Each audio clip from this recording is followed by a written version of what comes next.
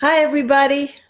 Charlie and Linda Bloom are here with you Hello. today to talk to you about the conditions that give rise to great sex. So, the conditions and the qualities that give rise to great sex, it's a whole lot less about technique. It's not about sexual technique, it's about the rapport that you create with your lover. It's about the context that you create with your lover. And so there's some conditions like honesty and openness and taking responsibility for putting in the environment that would give rise to the best possible, enjoyable, blissful sex that is possible for us to have, and to have that on a frequent basis. This is nature's gift to us. Mother Nature gave us this pleasure in the body so that we would procreate and that we would keep the species going. But we can have so much pleasure. Maybe we don't want to keep the species going. Maybe we don't want to have offspring, but we certainly want to have as much pleasure as we can have. And so to be very responsible and to be open requires that this can be really daunting to have these conversations because they can get intense. So it requires that we have agreement from our partner and a bit of a playful attitude, because sex can be really enjoyable play. And to have that with consistency can offset some of the difficulties and the struggles with the differences that we have in relationship, and make the relationship really smoother, more pleasant, and more harmonious, because there's always going to be the challenges that come up. So we want to get the sexual energy really working for us. Right. So we're not going to be trying to convince you that sex is something that you should do or that it's a good thing, because we're making the assumption that that's fairly evident to most people. So we're going to just kind of start with that assumption that we're not going to kind of try to enroll you in the idea that this is something that you might want to try. And like Linda said, it's really not so much a matter of figuring out how to do it correctly, but it's more a matter of putting in place the conditions that really will promote fulfilling, pleasurable, enjoyable sexual experience. And, you know, we're not just talking about literally genital contact, but we're talking about more something that includes that, but isn't limited to that. But it's a sensory experience that really creates the feeling of deep connection. Some people have even said that sex for them can be a transcendent experience, something that transcends merely physical pleasure, but takes them to a state of spirituality. And that's certainly a possibility. In fact, there's several different kinds of sexual experience. We're going to be talking about some of them shortly, that are all valid and legitimate. And for some of us who have learned that, well, there's the correct way to have sex, and certain experiences or certain practices are not appropriate or correct. Well, we're not putting anything in the incorrect zone except for something that one of the two partners would not be comfortable with or would not want to engage in. So basically, it's whatever, you know, the two of you can agree to, that you both are, you know, willing to experience. Two consenting adults. That's pretty wide parameters there. So we're inviting you to widen the parameters of what you might want to play with.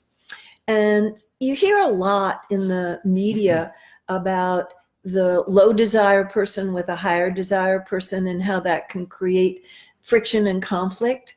And that certainly is an issue and needs to be dealt with, because often there's one in the pair that's higher desire paired up with the other one that's lower desire. It's always lessons in patience for the higher desire person and lessons in generosity for the lower desire person. But we have found that there also is another area that doesn't get as much attention as the discrepancy in desire, and that's the kind of sex that people like, and that there are different kinds of sex. And so, as in all of our teachings, it always starts with us about knowing what it is that is true for us. So I'll tell you the most popular kind of sex, we call that meat and potatoes sex. Now, if you're vegetarian and you don't want to call it meat and potatoes, you can call it tofu and sprouts, but this is the main fare. It's usually in the bedroom and it's usually in the bed. There's sometimes a time of day that is part of the routine, and we know the moves. We know the moves that can get the arousal going, and so we go for the old tried and true positions. And so it's wonderful, do you know, but it doesn't have a whole lot of spice. This is just the maintenance sex. And so this is the main fare, but we want to put a little bit of a broader spectrum of availability, because over the months and years, it can get a little bit boring to do the same meat and potatoes all the time.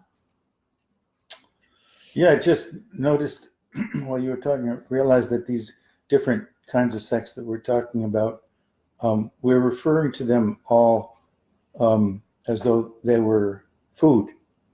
And it's interesting because in some ways, while food nourishes the body, sexual connection can also nourish the spirit of the relationship too. So, and I believe that it's good for weight loss to go for that kind of sensual delight, not have to have so many sensual delights in the food basket. So you think that if somebody who is basically eating for the pleasure of eating fills that need or the desire for pleasure in another way, that they won't be as inclined to overeat. I'm a believer in the more sex, weight loss plan. And I believe that one of the reasons that our population, among other factors, the amount of sex and pleasurable sex that people are enjoying these days is much less than, say, back in the 1950s. And so the weight of the population is also growing. I see a causal relationship there. Well, that's subject for, I think, another I want some talk. Research on it. I don't know. It's a hypothesis. Well, okay. So speaking of sex as food, let's move into the next category, which is what we call junk food sex. Now, junk food kind of has a bad reputation, you know, like it's something that a responsible person would not indulge in. But I know plenty of pretty responsible people, and I'm one of them, who has from time to time indulged in some junk food. And I'm not ashamed to admit it. But if I had a steady diet of junk food, I probably wouldn't be here right now. I'd probably be lying down in a hospital bed or dead, because while junk food can satisfy that desire for instant gratification, there's a price that you pay for it. And the price isn't too high if you don't do it too often, but you know, if you have a steady diet of it, not a good thing. So that would be an example of junk food sex. Also known as quickies. You took the word right out of Quickies. my mouth. Wow. Yeah. You must be a mind reader. Wow. Okay. So yeah, a quickie. Nothing wrong with that. Again, as long as that's something that both people are up for, and it's not an ongoing condition. So an occasional quickie is fine, just like an occasional bag of potato chips is okay, as long as it's not the big 4-pound bag. So I'm here to testify, because there's a common misconception that only men are into quickies. That is not really true. I know other women besides me who think quickies really have their place. I love potato chips. I love Mars bars. I just wouldn't want to make a steady diet of them. Yeah, I would feel malnourished if they were, just more quickies. They have their place. Well, that's good for me to know. My favorite is gourmet dining.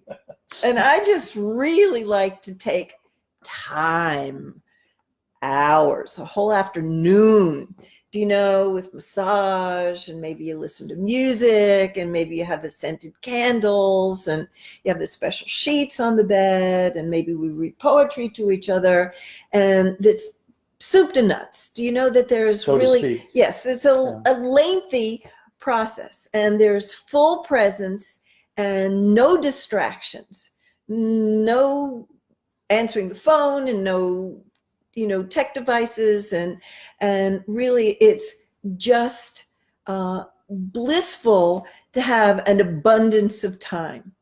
And this is major stress reduction from our fast-paced, high intensity, information loaded life, and to really carve out regularly time to be lovers with gourmet dining. That's my favorite. That's my favorite.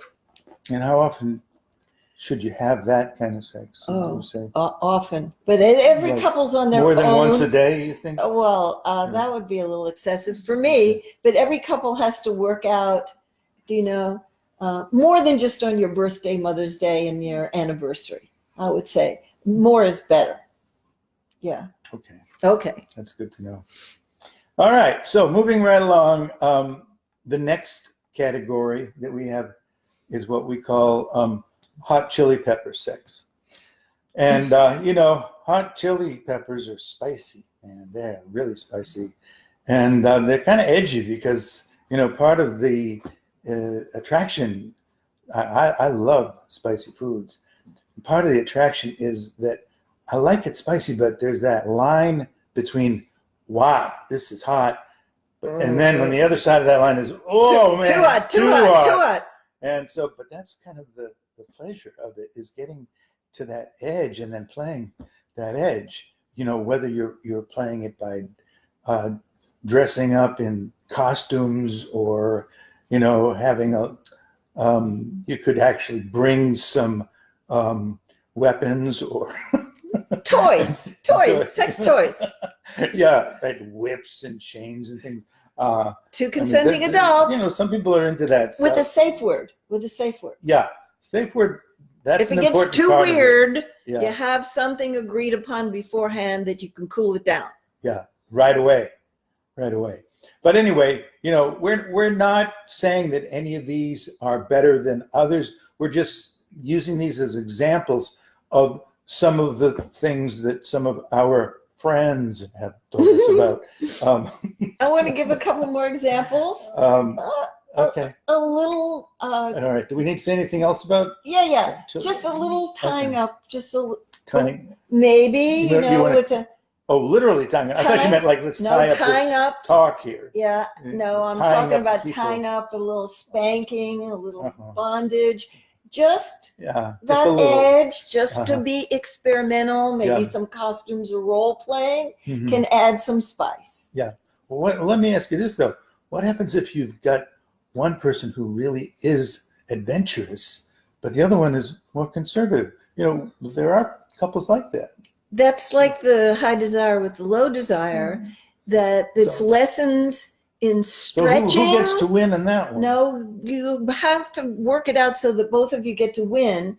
But the person who's a little bit more conservative and modest, and there's more in the weird category for them, Mhm. they're invited to go up to the edge of their comfort zone and not shove themselves across that line, but to gently, respectfully play that edge. Because if it's important to your partner, it's important.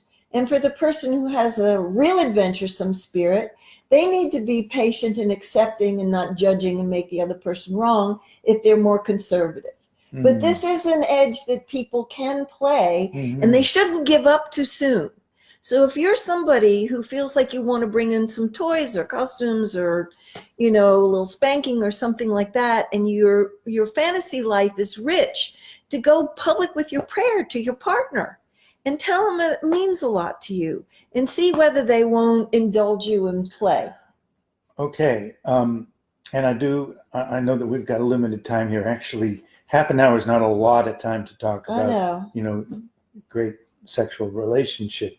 But there is something that I think we need to mention here, and that is that sometimes people have good reason for being reticent or reluctant to get into sexually adventurous experiences, or sometimes even to be sexual at all, because they have had very painful, traumatic sexual experiences in their history. And I'm glad that you brought that up. Yeah. Because if you define sexual play in a very broad way, it's not just stimulating genitals to have orgasm.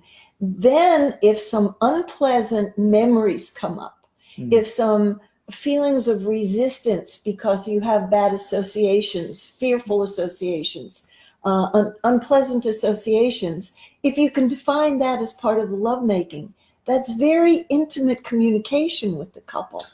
And to welcome that, to make it okay to bring that information forward. So what advice would you have for somebody who was really not healed from past sexual trauma, and they really even beginning to take small steps in that direction for them might be very threatening or very uncomfortable? That's what I would say. What would you say?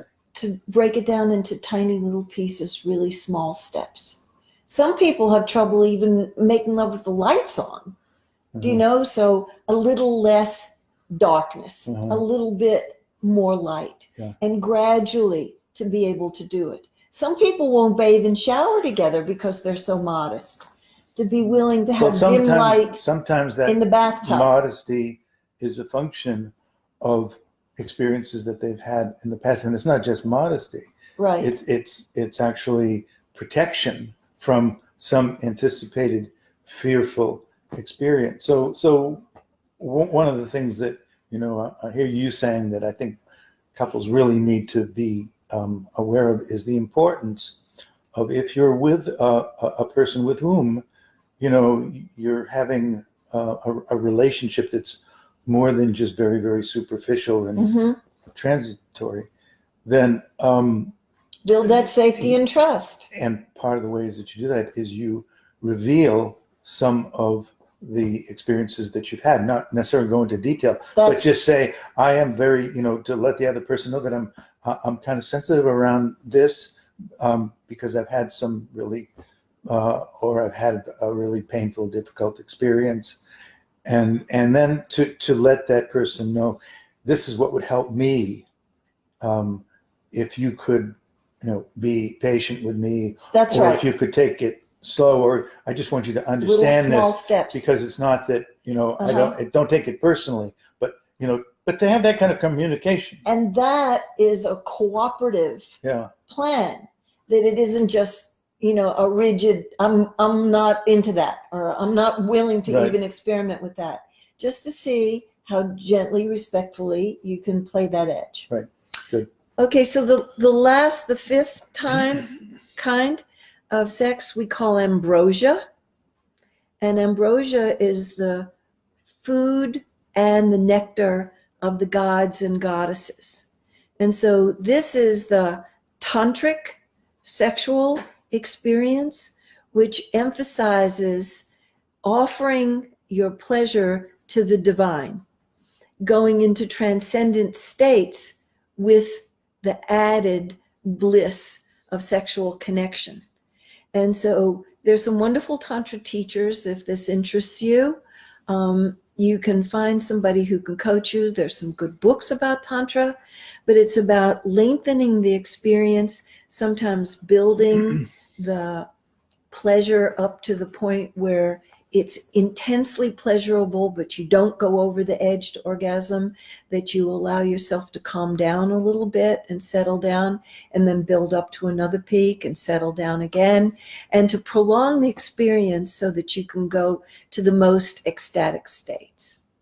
So I think it's all good. Do you know, there isn't any right or wrong way to be sexual. It's only knowing ourselves and telling the truth to ourselves first, and then to our partner about what kind of sex we'd like to have more of. And when we teach our class, Love, Sex, and Intimacy, we have a little exercise that we have the couple do where they give a rating of their sexual experience, the level of pleasure and satisfaction on a 0 to 10 scale.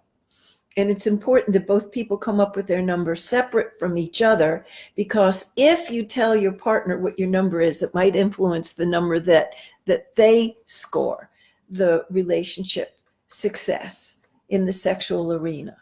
And this is an important truth telling, because if you're not at a 10, you can responsibly speak to why that you have as much credit to the well-being of the sexual experiences you have, and what it would take to take it all the way to 10. Now, we sometimes have people in class who believe that their sexual relationship is a 10, and we challenge them to write a bigger scale, because there's always more that we could experiment with. So we offer that to you to do it in the privacy of your own home, to do some independent study. And the emphasis on this is responsibility, how I could contribute to making our sexual relationship even more delightful than it is already. Right. Yeah. So the safety, the honesty, these are conditions that give rise to great sex. Mm-hmm. The drawing of boundaries around kids and work and friends and hobbies and the volunteer work that we participate in, to cordon off time to give the sexual part of our relationship its due. Yeah. I think that there are a number of factors that contribute to the establishment of a strong, healthy sexual environment that's going to promote the kind of experience that you're talking about. The quality that I would put at the top of the list is the quality of presence. Mm-hmm. That's not like giving gifts, but it's the presence with a C, not with a T. Really showing up. Yeah, really showing up. No distractions. Like it's probably not a good idea to answer your cell phone in the middle of sex. Although the research shows that a lot of people do that. A lot of people do that. Mm-hmm. I mean, it's hard to believe, isn't it? But but to prioritize the experience, to kind of create this distinct atmosphere, this environment, this space that is not going to have any intrusions from tech devices, kids, phones, anything that could interfere, so that you've got a feeling of security in knowing that this is really your time that the two of you have put aside, and that there are no and will be no interruptions, and that you are fully present, because the interruptions don't always just come from the outside. interruptions can also come from inside your own Inside. mind, when intruding thoughts can come up, concerns, things that you are occurring to you. And so it's not that when you are present, you don't have any intruding thoughts, but you are more likely to be aware and noticing of any intruding thoughts that come up, which allows you to dismiss them. Mm-hmm. Just to remind yourself that you don't need to attend to this concern about whether or not I put an extra quarter in the parking meter, or whether whether I'm going to do any shopping and what I'm going to buy. Just to notice that, because if you're present enough with the experience that you're in, you will be more likely to notice when you're distracted. And when you notice that, that's the only time that you can bring your attention back to, okay, but what am I experiencing right now? Mm-hmm. Really feeling your own experience in the moment, not being distracted, having your attention hijacked to something else. When you're not present, that happens, and you don't even know it's happening until 15 minutes later you realize, I haven't really been showing up here mm-hmm. at all. I'm glad you brought this up, because it is such an essential and important part, and there needs to be time to deal with those distracting thoughts. They need attention, but not now, to have really clear boundaries around the lover's experience, to make it a sacred space, that there's not going to be interference. I want to call attention to another kind of distracting thoughts and interference, which can be highly disruptive, and that's the belief system. Be careful, beware of hardening of the attitudes. You heard about hardening of the arteries when people get older. There can be hardening of the attitudes. I'll give you a few examples. Well, we're not young lovers anymore. We've been together for a long time. You can't expect the sex to be too hot anymore. That is a belief that takes a lot of people down. And I would invite you to challenge some of the beliefs that you have. Here's another one. Old people don't have sex anymore. That's not true. The research is really clear that a lot of people in their 80s, 90s, they're still having sexual experiences. It changes. So I want you to listen in for what beliefs may be tripping you up, because they may be preventing you from enjoying the sexual aspect of your relationship to the max. And we want you to really enjoy yourselves, because it is one of the pleasurable aspects of having a partner, and that you get to have these kinds of playful experiences with them and create the kind of safe space to be able to be experimental and have all the different 5 kinds of sex if you like them. So enjoy. Any closing remarks you want to make? Just want to ditto what you just said, your last word. Enjoy.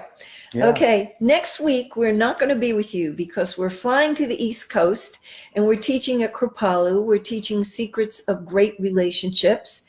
And so we'll be missing one Thursday. We will be back, and the title of the one that we'll be offering to you on the 24th is Do Relationships Have to Be So Hard? A lot of people think, oh, geez, the relationships have to be so hard. So we're going to explore that.